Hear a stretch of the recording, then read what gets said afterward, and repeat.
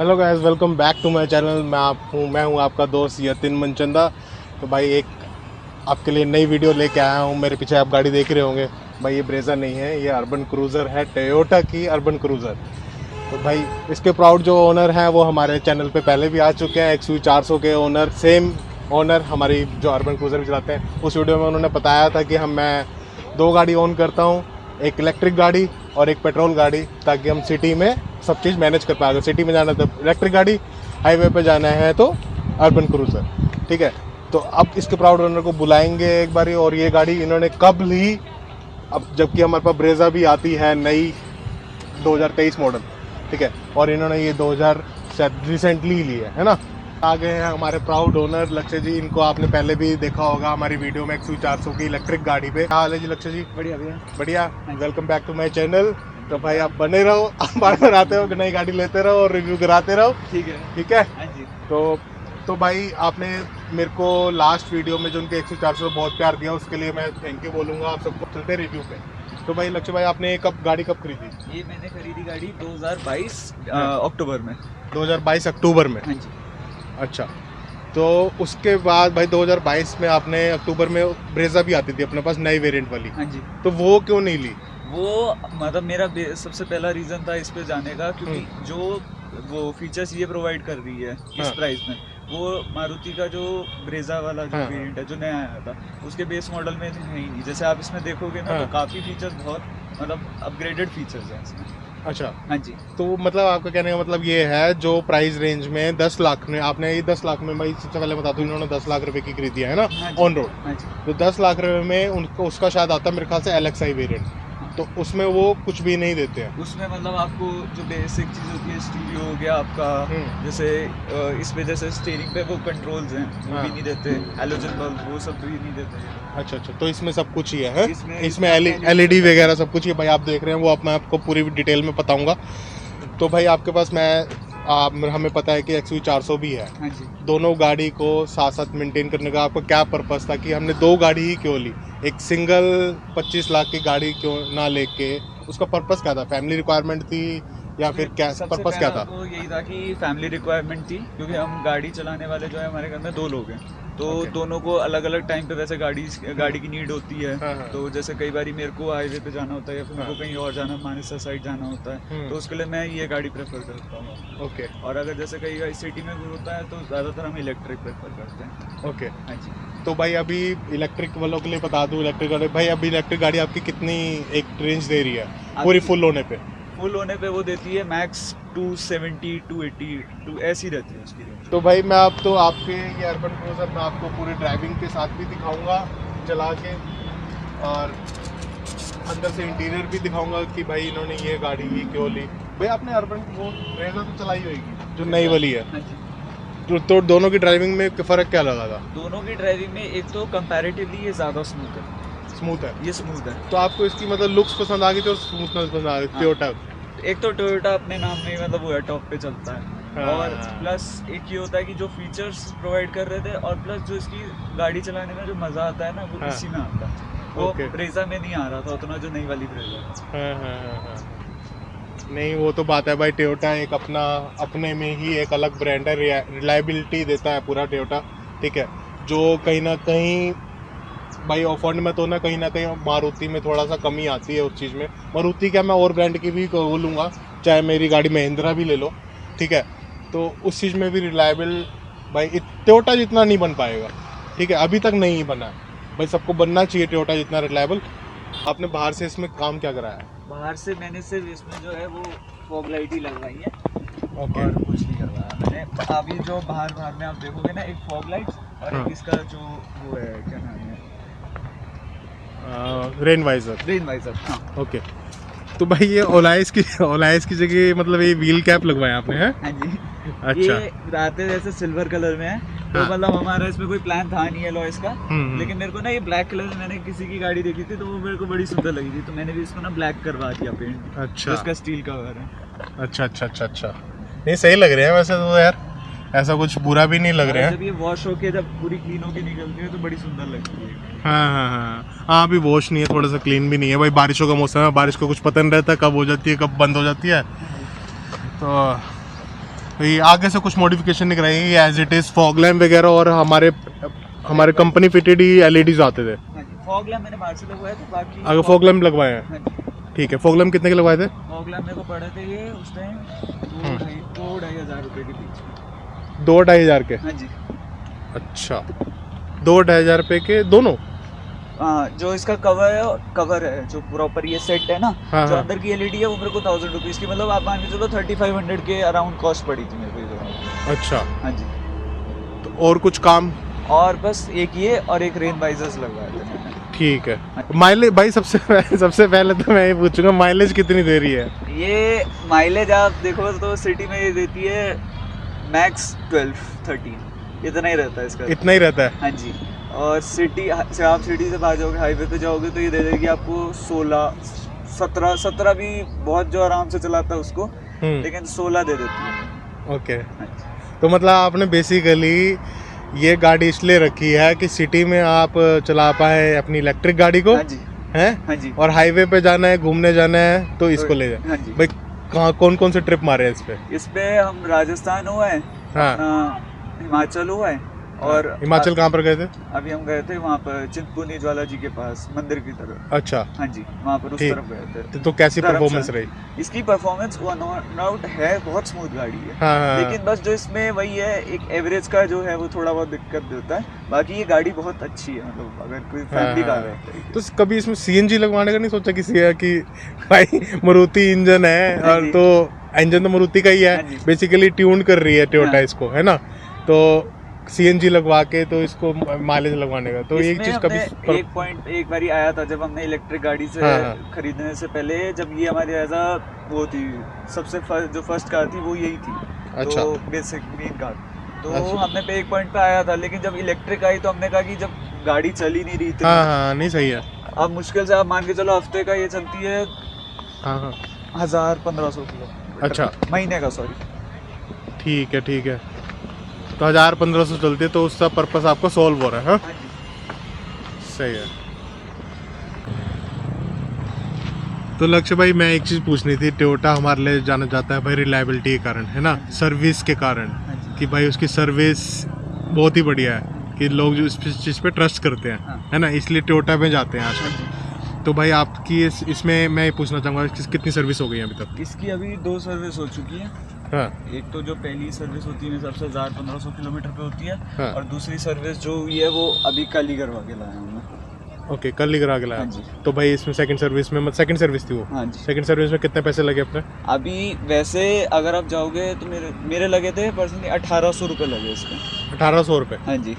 और जब मैं वैसे स्टार्टिंग में गया वहाँ पर, हाँ। तो उन्होंने क्या किया कि जो वहाँ पे लोग बैठे होते हैं जो आपको सर्विस के लिए आपको समझाते हैं, जो उनके कंसल्टेंट्स होते हैं, तो उन्होंने स्टार्टिंग में तो बिल बना के खड़ा कर देते हैं वो बहुत ज़्यादा, जैसे इसका पहले बिल बना दिया उसने 4500 रुपीज़ का। अच्छा। तो 4500 रुपीज़ का जो उसने बिल बनाया उसमें उसने पता नहीं क्या क्या डाल रखा, जैसे आप एसी की डक्ट क्लीनिंग, और जो पावर विंडोज पे कोई स्प्रे डलता है, कहता है जिससे उसकी बहुत स्मूथ मूवमेंट हो जाती है। और एक फ्लूइड टैंक, जो इसका पेट्रोल टैंक है, उसमें कोई फ्लूइड डालने को कह रहा था जिससे सारा टैंक क्लीन अप हो जाएगा। मतलब ये 3 चीजें उसने ऐसे एक्स्ट्रा कर रखी थी। अराउंड 2500-3000 रुपए की ये चीजें थी सिर्फ अकेली।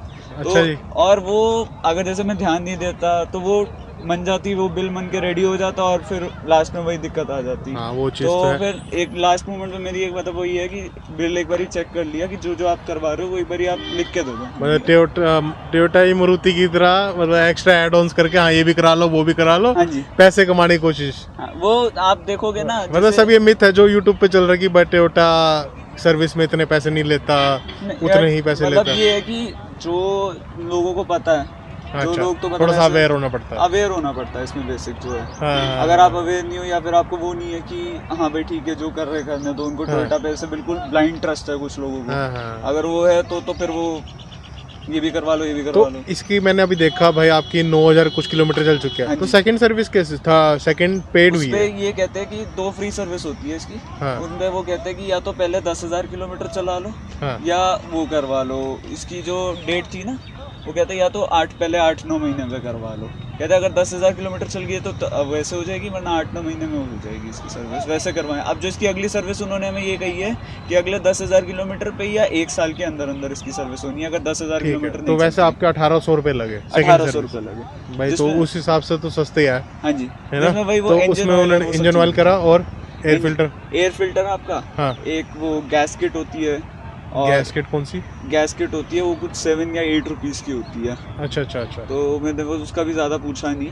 और एक इसमें जो इसके जो वाइपर्स है उसके उसमें शैम्पू डाला है 70 रुपीज़ का, हाँ शैम्पू वाला। फ्लूइड तो भाई आप ऑनलाइन मंगा लो, कुछ डाल लो, वो लोग तो इस चीज़ का एक्स्ट्रा पैसे लगाते रहते हैं। मैंने खुद पैकेट मंगाया हुआ है। अच्छा, ठीक है, मेरी लास्ट वीडियो में जाके देखना भाई, वो चीज़ मैं इसलिए कस्टमर को बताता हूँ कि भाई कंपनी से फ्लूइड वगैरह या सैरामिक कोटिंग वगैरह भाई अपने पैसे वेस्ट मत करो। सैरामिक कोटिंग का पूरा सोल्यूशन 1400 रुपये का कुछ मैंने घर पे ले के रखा है। ठीक है, वही सेम कोटिंग वो लोग लगाते हैं। अच्छा, सेम कोटिंग, ठीक है, वही है वो जो अवेयर हो गया भैया वो। हाँ, तो भाई फ्लूइड देखो बहुत जरूरी है वाइपर्स के लिए, तो मैंने अपनी वीडियो में भी बताया था।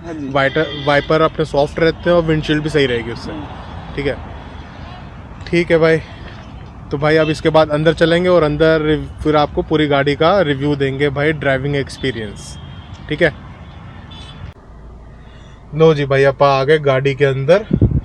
भाई बैठ गए गाड़ी के अंदर। भाई मैं गाड़ी के अंदर बैठती सबसे पहले हैरान हुआ भाई, बेस मॉडल हो के भाई पुश स्टार्ट बटन। भाई दिख पा रहा नहीं दिख पा रहा, पता नहीं, थोड़ा सा अंधेरा आ रहा होगा। हाँ अब दिख रहा है। ठीक है, पुश स्टार्ट बटन दिया है भाई, बेसिक सब चीज़ें दी हुई हैं भाई, क्रूज कंट्रोल वगैरह नहीं है इसमें।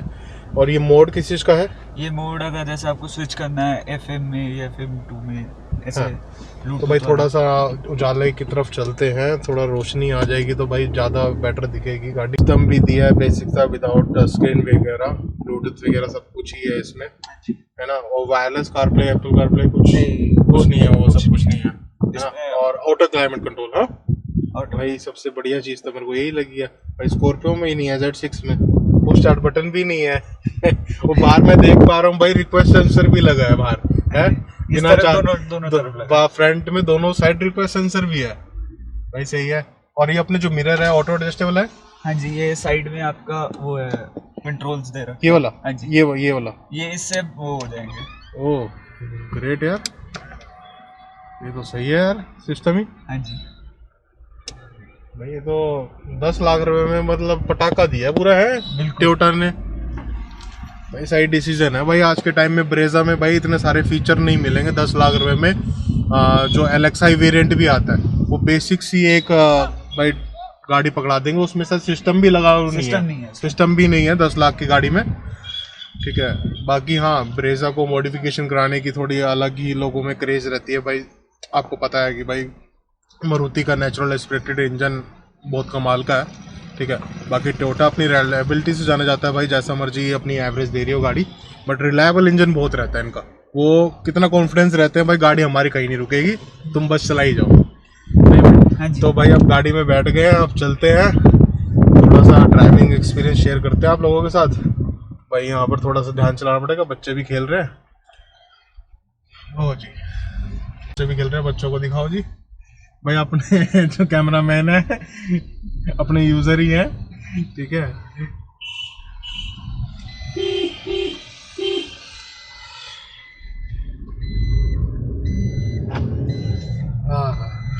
भाई सीट बेल्ट पहन लेते हैं। ये भी बिप बिप करती है भाई, 10 लाख रुपए में ये भी फीचर दिया है कंपनी ने।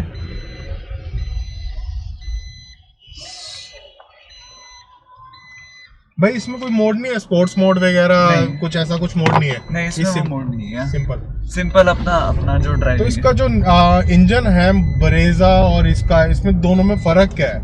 मतलब जो ब्रेजा आती थी और इस अर्बन क्रूजर में, ब्रेजा और अर्बन क्रूजर में जो टोयोटा वाले ने हमें बताया वो यही बताया था कि इसका जो इंजन है ना, हाँ, वो और ज्यादा रिफाइंड है, और ज्यादा रिफाइंड करा हुआ है, ट्यून्ड करा एक्चुअली परफॉर्मेंस के लिए। हाँ जी, ओके, तो ये और ज्यादा रिफाइंड किया गया। ठीक है भाई, वो तो चलो अपनी टेक्निक होती है मार्केटिंग सेल्स के लिए। हाँ जी, उन्होंने अपना आपको पता प्रूव करना है कि हम अपने से ऊपर क्यों, है ना।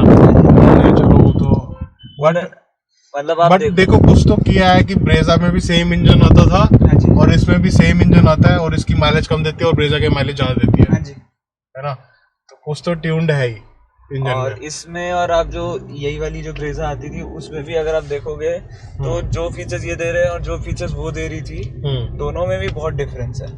अच्छा। अभी जैसे मेरे एक नोन में उन्होंने मारुति सुजुकी ब्रेजा जो यही वाला वेरिएंट यही वाला शेप का था हाँ। वो उन करते थे वो डीजल में ऑटोमेटिक। तो अगर आप उनका टॉप मॉडल था और टॉप मॉडल और ये वाला जो मॉडल है उसमें मेरे हिसाब से सिर्फ दो ही फीचर्स का फर्क दिखा मेरे को। एक तो जो इसमें एंड्रॉइड ऑटो एप्पल कारप्ले वाला जो सिस्टम होता है टच स्क्रीन वाला वो और एक क्रूज कंट्रोल। बाकी मुझे और कोई डिफरेंस नहीं देखा। 2 एयरबैग जो इसमें है वो उसमें है, बाकी और कोई डिफरेंस नहीं है। तो मेरे को वर्थ इट लगती है गाड़ी। हाँ बेसिक सारी चीजें ही हैं यार। और 10 लाख रुपए में आज के टाइम में भाई 8.5 लाख रुपए की तो वैगनर आ रही है। हाँ जी, सीएनजी वाली है ना। तो उस हिसाब से तो ठीक है भाई। अपना लेग स्पेस भी आपको पता ही है और यहाँ पर अपना जो 328 सेट बूट 328 लीटर। हाँ 328 लीटर का बूट स्पेस है। हाँ जी, ठीक है। और ये प्रोड्यूस करती है भाई 138 न्यूटन मीटर टॉर्क और 103 bhp। ठीक सही बोल रहा हूँ ना? हाँ जी बिल्कुल। हाँ तो भाई इसमें आपने सीट कवर नहीं लगवाए? इसमें जो हमने सीट कवर लगवाया नहीं क्योंकि इसकी जो ये जो अभी सीट्स है ना वो काफी कंफर्टेबल है। और हमने कहा कि जब तक अभी हमारा कोई प्लान भी नहीं है ऐसा जिसमें सीट कवर लगवाने का क्योंकि ये गाड़ी इतनी कम यूज होती है हमारी। तो हमने कहा कि बाद में ही देखेंगे अगर जब नीड लगेगी। अभी ऐसा तो हमें कोई नीड लग नहीं है इसमें। बिना स्टीयरिंग कवर के थोड़ी गंजी गंजी सी नहीं लगती आपको? बाल उतार दिया कंफर्ट आ जाता थोड़ा सा ना, कुछ नहीं हो जाता है। हाँ जी, ये जब मैं 400 चलाता हूँ जब मैं ये चलाता हूँ ना तो मेरे को एक मेजर डिफरेंस यही है कि वो उसका जो स्टीयरिंग है वो रैप्ड है। हाँ। ये थोड़ा सा है, ये जब गर्मी में तो और थोड़ा तंग करता है। नहीं और एक और चीज नोटिस कर रहा हूँ भाई, आर्मरेस्ट नहीं है गाड़ी में ना। आर्मरेस्ट की कमी है यहाँ पर। आर्मरेस्ट हो जाता है ना तो गाड़ी भाई पूरी कंप्लीट फुल पैकेज ही है। आर्मरेस्ट तो एक आर्मरेस्ट और क्रूज कंट्रोल। फिर उनका टॉप मॉडल में डिफरेंस करा जाता है। फिर तो बस एक ये स्क्रीन ये भी बाहर लग जाती है। ये सब लग लेकिन जाता है। जो कंपनी फिटेड चीजें होती है ना वो ज्यादा मेरे को लगता है रिलायबल होती है। नहीं हाँ वो तो सही बात है। उन लोगों को भी नहीं मिलता कि हाँ भैया कुछ बाहर से कराया तो खराब हो गया तो। हाँ जी, कि वो लोग भाई पिकअप देख लेते हैं। आपने चलाई है लगभग 8,948। हाँ ये हो गया इसको 7-8 महीने है इसको हो गए। हाँ 9 महीने होने वाले पूरे। भाई पिकअप बढ़िया है गाड़ी। ये चीज मेरे को बढ़िया लगी भाई इनकी। सिटी के लिए अपना ईवी चलाओ और हाईवे पे जाना हो तो इसको लो भाई। घर पे अपने 4-5 लोग ही है तो 7 सीटर की रिक्वायरमेंट है नहीं। ठीक है तो दोनों पर्पस सॉल्व होते हैं भाई। चलाने वाले 2 हैं तो कभी ईवी वो ले गए, कभी फादर साहब ले गए इनके, है ना, तो कभी ये वो ले गए। तो ये चीज़ सही है भाई। उसी हिसाब से इकोनॉमिकल माइलेज अपनी निकल के आ जाती है। ईवी को चलाएंगे तो भाई वो सिटी में बढ़िया देगी, हाईवे पे ये भी बढ़िया देगी भाई। क्योंकि अभी ईवी का प्लेटफॉर्म इतना स्ट्रॉन्ग नहीं है अपना। हर जगह अपने इलेक्ट्रिक पंप नहीं लगे तो उस पर हमें इतना ज़्यादा डिपेंडेंस नहीं होना चाहिए भाई। आपने देखा ही था कि मैं दिल्ली गया था, मैं 1 घंटा भाई ट्रैफिक में खड़ा रहा। उस केस में ईवी क्या कर लेगी? तो उस चीज़ के लिए पर्पस सॉल्व नहीं करती है वहाँ पर ईवी। अभी जब तक कि प्लेटफॉर्म स्ट्रॉन्ग नहीं होता, गवर्नमेंट हमारी प्लेटफॉर्म नहीं बनाती अच्छा सा, है ना। तो भाई वीडियो को बड़ी ना करते हुए इसी के साथ हम एंड करते हैं और फिर मिलेंगे नेक्स्ट वीडियो में नए कंटेंट के साथ, फुल जोश के साथ। तो जब तक के लिए शब्बा खैर, जय हिंद, जय भारत, बाय बाय।